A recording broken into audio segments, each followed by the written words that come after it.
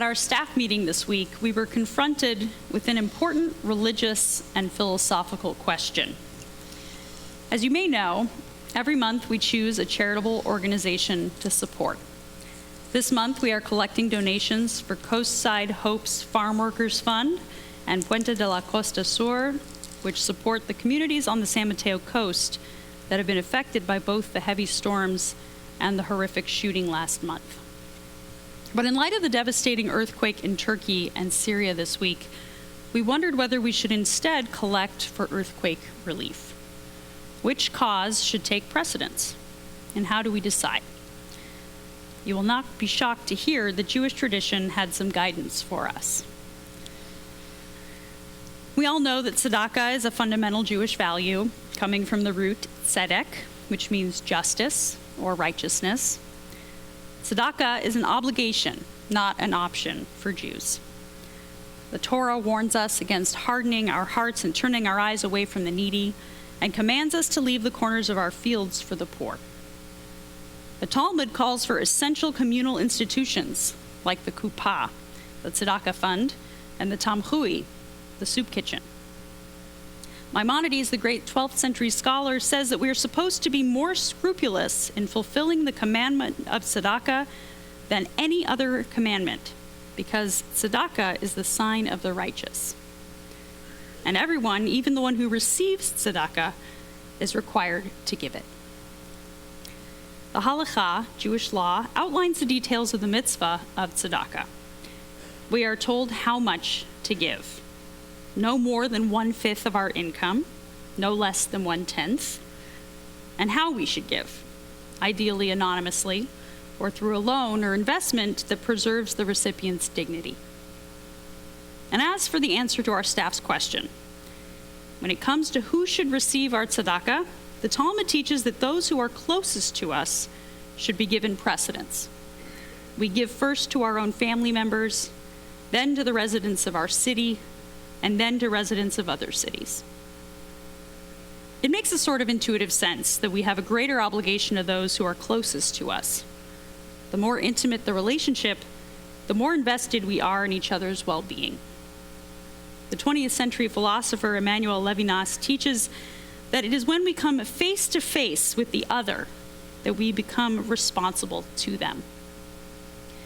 And Brian Stevenson, founder of the Equal Justice Initiative, says we cannot create justice without getting close to places where injustices prevail. We have to get proximate. Proximity is one of the guiding principles in classical and modern Jewish texts, as well as in our own lived experience, for how we should give tzedakah. The other guiding principle for how to distribute tzedakah, based on both Jewish sources and on common sense, is need. One 19th century rabbi, the Khatam Sofer, explains, "The poor of your city takes precedence over the poor of another city. That is to say, this applies if both poor people need food or clothing.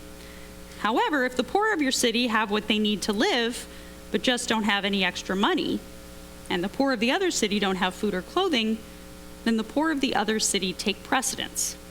The neediest takes precedence." The halakha is unequivocal about providing for someone's immediate needs. If a person tells you they are hungry, you feed them at once, without question or judgment. Even if you suspect they might be lying to you, you feed them. To do otherwise would risk endangering their life or health. However, Jewish tradition also advises that we should give tzedakah wisely.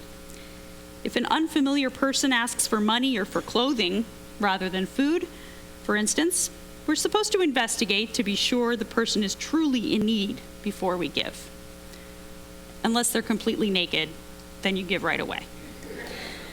And as a midrash on Psalm 41 says, it is not written, "Happy is the one who gives to the needy," but happy is the one who considers the needy. This refers to the one who fulfills this commandment intelligently. In other words, we ought to give tzedakah in the most effective and beneficial way that we can. And one final consideration in deciding where a tzedakah should go, is the question of whether helping other Jews should take precedence over helping non-Jews. Jewish tradition says that we should support Jews first, but also that we ought to provide help to anyone who needs it, whether Jewish or not. We have to balance our particular responsibilities as Jews with our universal responsibilities as human beings. So which cause should take precedence this month?